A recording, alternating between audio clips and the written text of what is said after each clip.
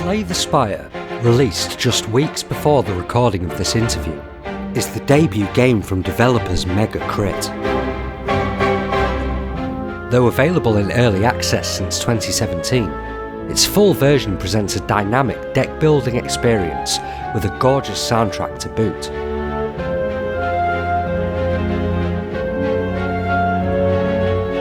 Composed by Clark Aboud, Slay the Spire's OST is an orchestral adventure of its own, developing on the strengths of his previous work for Make Sail and Timeframe.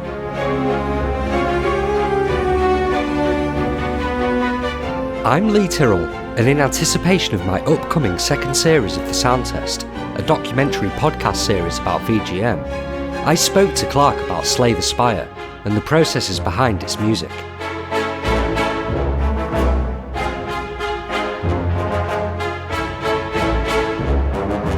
This bonus episode presents that conversation in full, and I hope you enjoy his insights.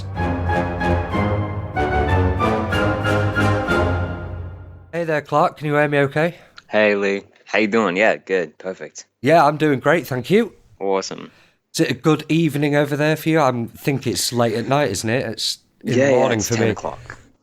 Oh, yeah. I appreciate this then. No, that's awesome. It's all good. It's awesome. Yeah, I've been really looking forward to talking about this soundtrack because it's brand new, isn't it? It's just come out in the past, this month really, if we're still in January. Yeah. It just released in the full state in just like last week. Oh no, last week. But I came out around I think December 2017. Like it's just been in early access all that time. But it took me a while to get the soundtrack into soundtrack state out of kind of gameplay tracks. So I was a bit late on that. Were you involved in the project from that early on, from 2017? Back in, I think, like 2016, I kind of got in contact and sent them some stuff, and then we started working together. But it was kind of a iterative journey, I guess. Is this actually the first game from MegaCrit? I think so. I'll give that a Google, but it's definitely... I did a little look last night, and I think it is. I'm pretty sure, yeah. Yeah, so I was wondering whether we could look forward to more from you and the developer in the future. Yeah, I mean, I hope so. I know they're going to really build on Slay the Spire and maybe keep building off that and continue to support it for a bit, yeah. Excellent. So that's really cool. Could you see some potential DLC that comes with more music in the future? I think so, and I hope so. That'd be cool. Yeah, that's great, yeah. So one of the things that's obvious on this soundtrack, like straight away, is how strong melody is throughout the whole thing. Right. Like pretty much every track features 2 or 3 distinctive, memorable melodies. And I wondered how difficult it is to keep up something like that across an entire soundtrack. I mean, like, at least melody for me is kind of what I love to do and what I love to write and kind of what draws me in when writing. And I think in terms of keeping track within each track, it was like you mentioned, like 2 or 3. It was kind of like the A theme and then the B theme, and then little kind of motifs and more rhythmic bits that were kind of built off that. But in terms of kind of what my thought process anyway was in terms of keeping them all cohesive, it was kind of a more choosing odd, at least for me, odd choices in terms of intervals and kind of harmonies. So it always sounded a little bit odd, a little bit quirky to kind of fit with the aesthetic and the lore of the game. Absolutely, and I think that's part of the thing that makes it so memorable, because it was pretty instant for me. Some of these melodies was like, wow, that's so strong. Strong melodies like that I actually find quite hard to come across in games these days. Like I feel like things have taken a move towards more ambient stuff, so it was just great to hear melody like that again. That's cool to hear. Yeah, I mean, sometimes melodies are like wrong. If they feel it can be too attention grabby. So I mean, when they fit right, it's awesome. Oh, of course, just go wild with it. But yeah. Because obviously, just yesterday I spoke to C418 about the Minecraft soundtrack, where ambience is absolutely perfect for the job, but the melody was Right. really working for me on Slay the Spire. So I was interested in what your personal compositional process is like. How do you come to pumping out such relentless like melodies? Like some other composers I've spoke to literally sing things and then transcribe it to the keyboard. Others just play around on the keyboard. I'm interested in how you come to it. Right, that's cool. I don't sing, but I definitely start on piano and kind of just work through there and try and think about what what this area, the world is kind of trying to say in this track, and then kind of plot around that, and then just build off small ideas and keep building it out and then refining it. And something I thought was interesting was with it being mostly a deck building game, although there's roguelike elements. A lot of the action of a deck building game like this does actually happen in the player's minds. Like it's a lot Yeah, of right. thought of and strategy. So I wondered how that affected your composition process and how much you might have been thinking about that when you was writing. I gotta say, like, definitely, some of the earlier tracks were, I mean, even a little more subdued, and I think we kind of felt that it got a bit, it was a bit stilted. It needed a bit of energy, so maybe that was kind of bouncing off of that, kind of the more what's happening, when you're planning out, strategizing about what your deck's going to be and what cards you're going to play next. Maybe, I mean, just even subconsciously, it was kind of like maybe the music should kind of be a propelling element and kind of give some energy while you're, planning ahead and thinking about the moves. So obviously, let's talk about the actual orchestration of the whole thing, because pretty much the whole thing is orchestrated instrumentation. And I wanted to talk about how you achieve that sound, because I mess around with making strings and stuff for my own music, and I'm reasonably okay at it. But this is really realistic sounding stuff. Oh, thank you. Yeah, I mean, I guess I've always just kind of, at least in terms of game music or just composing, I've always liked orchestral kind of scores and orchestral sounds, and was probably just drawn to the scores that inspired me, like John Williams and John Powell. Hmm. I know a lot of the orchestration of in Slay the Spire is inspired kind of by those two. Um, and I think in terms of getting to sound right, I kind of relied on like trying to write for an orchestra. I mean, there are some parts that are a little, trying to get things a bit more powerful, or that maybe wouldn't have worked with a real orchestra, or a bit more minimal, where I'm kind of cheating stuff. But definitely that was a focus. And then just maybe being a bit nitpicky and just going over and over stuff, and re-recording lines if I wasn't happy with it, or instead of, I'm not a fan of clicking MIDI. I'm really bad at that. I know some people are really good at that, but I'm pretty awful. So I like to like play all my stuff in and then just tweak away. That's really Yeah. interesting, because it does actually have a really human feel to it when listening to it. I never actually wondered whether you might have step sequenced it or physically played it in, but now you mention it, it's definitely played in. Yeah. Yeah. I mean, also there was, because in the very beginning it was a little more synthy, not totally synthy, but definitely still synth and orchestra, but more leading towards the synth, because in the score there's like little touches of kind of old crappy kind of synths that are just like hidden beneath the orchestra, like old mellotron choirs and mellotron strings and stuff like that, to kind of build up the strings a little bit, thicken them up a bit, and kind of give it kind of a weird feel as well.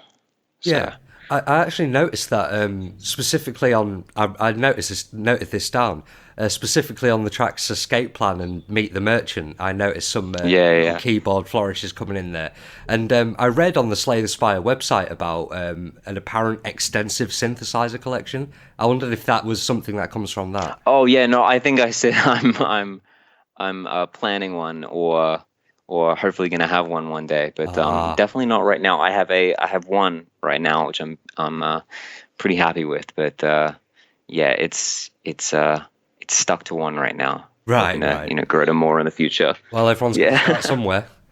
Yeah. But just to come back quickly to the orchestral stuff, I mean, people always talk about strings. That's always what jumps out in people's minds. But it's not just that throughout this. There's woodwind, brass, choirs, percussion, the whole thing is going on. And all of it sounds incredible. So I wondered, like, how much post-production do you have to add to sounds and things like that to make it sound like a complete orchestra?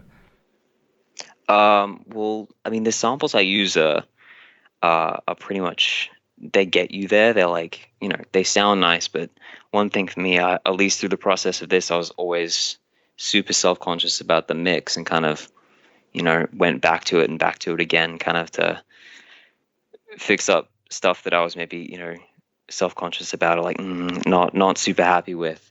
So it's nice to hear that, it does sound good, at least because at least over some parts of that I was feeling like, is this working, and is it going to sound good, is it going to sound real? Because once you've heard it so many times and so many, from the piano sketch out to the mixing, you think it's like, you start second guessing yourself, really. Oh, absolutely, yeah. I know exactly what that's like in the process.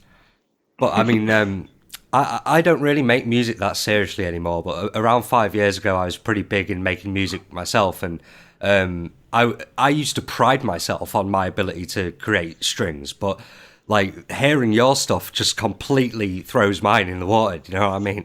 Oh no, dude! I bet they're like super good. Oh, well, I mean, like, I have this thing where I'm pretty good with just, like, solid hanging chords. I can make that sound really realistic, but I can't get the staccato thing. I'm terrible at that.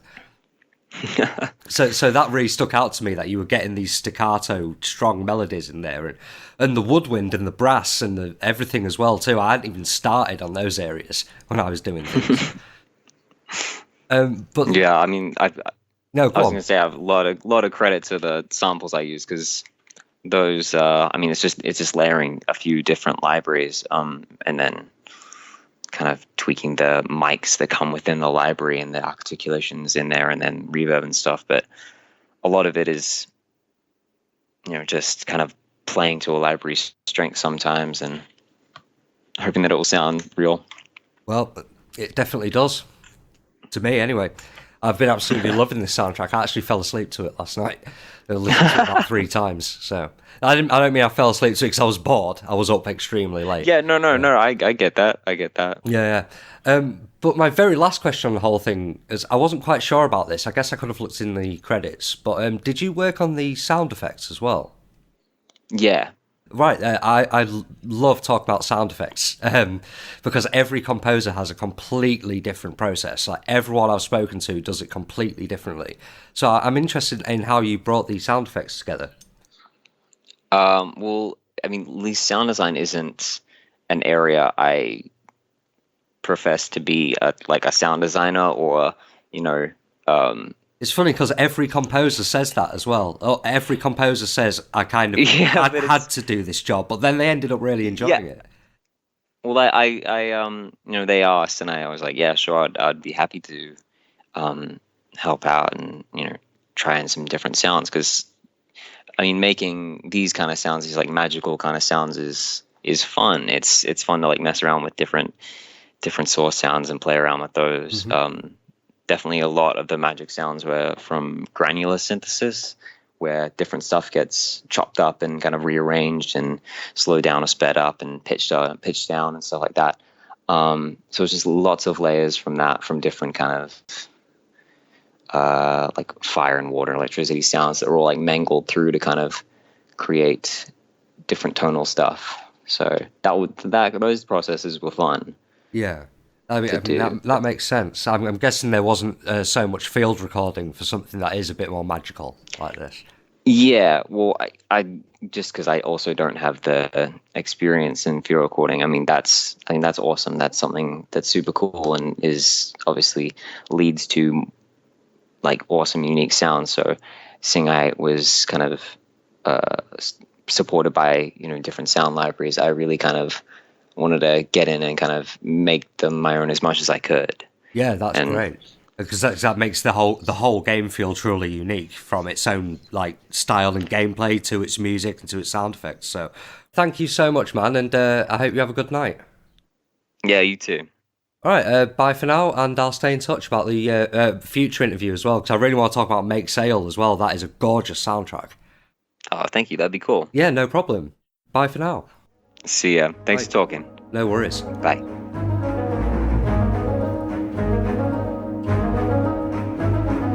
Thanks to Clark for speaking to me for this bonus episode, but thank you too for taking the time to listen. For more information on the game itself, and some links to Clark's social media, please make sure to take a look in the description.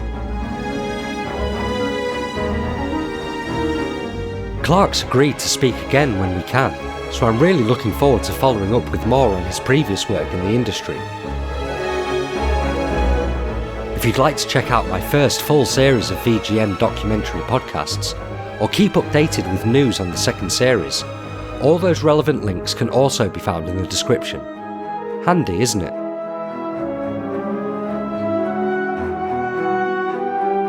Otherwise, keep your eye on this channel for all future uploads, including more interviews, podcasts, music, streams, and more.